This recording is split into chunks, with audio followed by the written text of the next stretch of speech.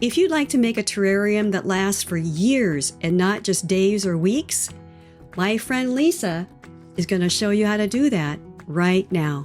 My name is Lisa Quorn. I live in Seabrook, Pacific Beach, Washington. Coming from Southern California, I really miss our luscious backyard. We had a lot of citrus plants and a lot of tropical plants. And so coming from there to the Pacific Northwest, I wanted to find something that my daughter and I can do together. And so I thought about terrariums, and through that it just kind of evolved, and just the connection that I had with plants. And I'm the person that would go into these stores and save all the dead plants, and I just felt that was kind of like my reason to to save them, and knowing that there's still life in them. And then my love for glass bottles, antiques, that kind of made sense to why not create, using plants in these antique bottles. And that's kind of how it evolved. My husband and I travel a lot, and so when we travel to Southern California or along the Pacific coast, we stop off at these antique places, pick up different unique vessels. I mean, from antique rolling pins to big 5-gallon water jugs to bubblegum machines to pharmaceutical jars, to ball glass jars, whatever it is. I see it in a different light, and I see the value of each individual piece and the value of it. You need a lot of patience. You really have to take the time to investigate what plants go well, what is a proper substrate, which is your soil mix based on where you live, and the indigenous plants around the area. What is it that you are trying to capture in your end result? And really think about, people are drawn to life, and life is in plants, and life is in our earth and Mother Nature, and God has given us all of these wonderful abundances, and we just have to find a way to capture it that really speaks to our soul. And I feel very, very fortunate that I've been able to do that with these terrariums. Oh yeah, I give them as gifts. I donate them to different causes within our community. I'm a vendor at several events here in Washington. We do some fairs through Seabrook. We have a summer market here. I sell them there. I have returned people who come and purchase several of them. I have, just a variety of people who love plants and find the uniqueness of them as well. The difference is in enclosed terrariums, you do need a special type of substrate, and because they're in enclosed environments, you need to really think about what are you putting, what type of plants, so they could grow small and not so fast, and make sure that there's enough moisture but not too much. You have to have some type of a filtration system so that the roots don't rot, and too much water will definitely give you root rot. But the key is, just like in our natural earth and our environment, the key is springtails. Springtails are these little bugs. They're wingless arthropods. And what they do is that they eat all the mold and mildew debris in your terrariums. And so they create that nice, beautiful ecosystem to where if you have the proper sunlight, or the proper indirect light rather, and you're not burning the plants because it's an enclosed terrarium, you're creating this condensation, and it's just that balance. It's that beautiful ecosystem, and just trying to figure out where you place it, in the light, not direct light, but away from the light, and has to be of a certain temperature so plants still survive and they don't freeze. Ideal temperature, anywhere, I don't think anything below 55 maybe, or even 50, depending on where your light is coming from. So I get some really great light here in my porch. And once that condensation is created in that vessel, because it's enclosed, it's just this idea of this humidity that's occurring within that vessel. And that's what makes it a perfect ecosystem. They're actually in our natural earth. They are called the cleanup crew. If you were to go out in the woods and you dig up some debris, some, dead leaves or moss, they're underneath there. There's a variety of springtails, but just knowing what to look for.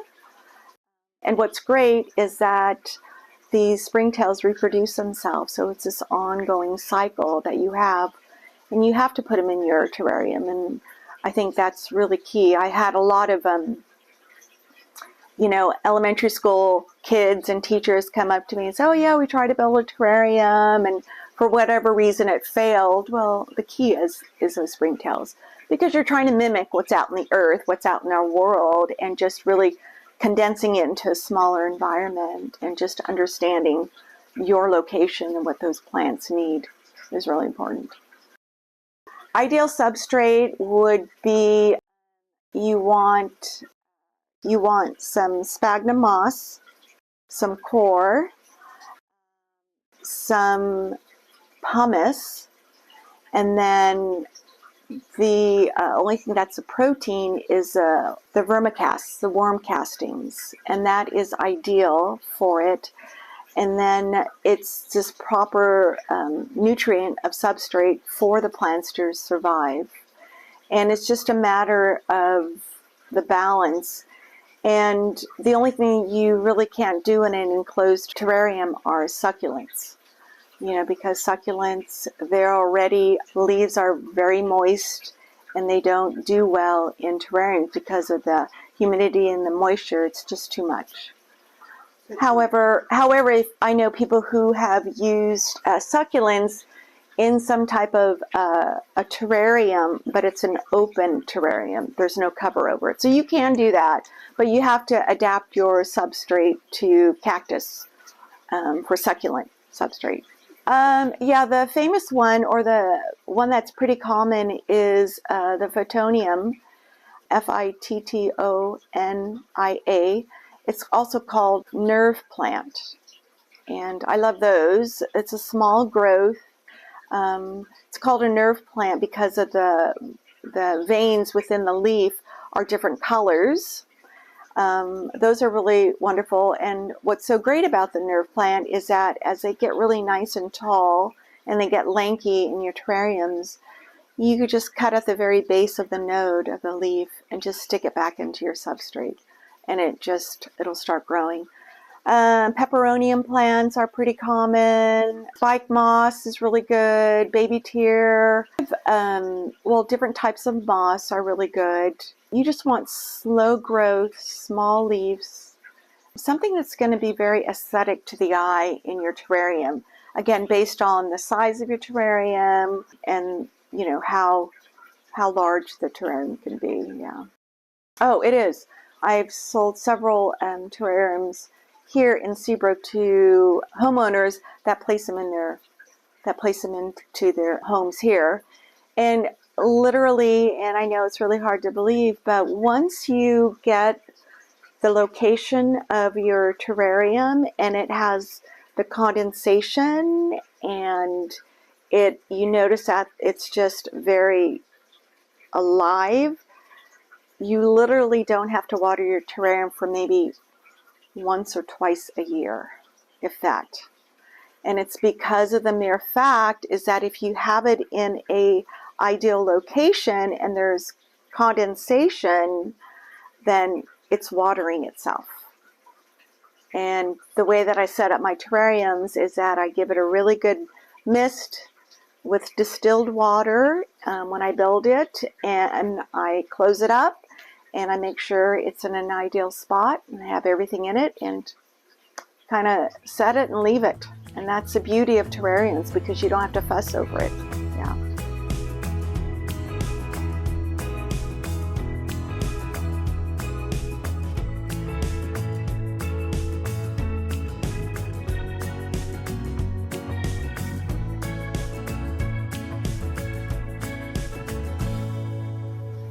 I just find so much joy in terrariums, and I love the idea of live plants and surrounding ourselves with nature and life, and it's just a very soothing process for me, and the process is more satisfying for me, and seeing my clients, you know, with the pleasure and the smile that they get from receiving them is just wonderful. It's very gratifying. This is probably about a year old, but what's great about it is this money plant, Chinese plant. The root system is so vibrant and so strong. It's growing another little baby plant right along the side. And as you can see, there is condensation along the side. And so oftentimes people say, well, I can't see the plant. I don't like that condensation. Well, I mean, if that's the case and you don't want that condensation, you could get in there with a clean paper towel and go ahead and clean along the sides. But that means you're going to have to recreate that condensation again. That means more maintenance. I mean, not a lot of maintenance, but, you know, that's something that you have to consider. But this is a great one that I have. And then I'll show you some other ones. Recently, I just built these right here, and these are, I'll pull down that big one. These are little light bulbs. They have a photonium plant, and this little, they call it I believe it's called a friendship plant, and it's got such small leaves. It's ideal for a terrarium, but these also light up, and I don't think I pulled the little plug off, but there's a little area in here where you could, I didn't take off the battery, where I'll pull that off, but you could light it up. And people often ask me, you know, how much lighting do you need? You could use artificial light if you need to, and that's ideal too. That lights up, so that's really cool. And then I also have ones that are in these mason jars. I love the blue. Then I have these that are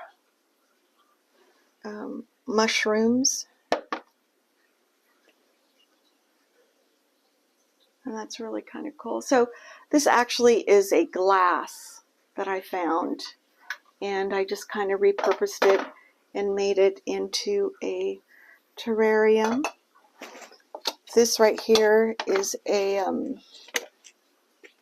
coffee pot. Right here. I don't know if you could see it. Turn it. See the big leaves? Yeah.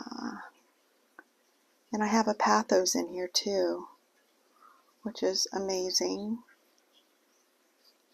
The photonium. So this photonium has a white coloring. And I also have a red coloring. But one of the beauties of a live terrarium is if you get a sniff of it, it just smells so clean and, I don't know, refreshing, I guess.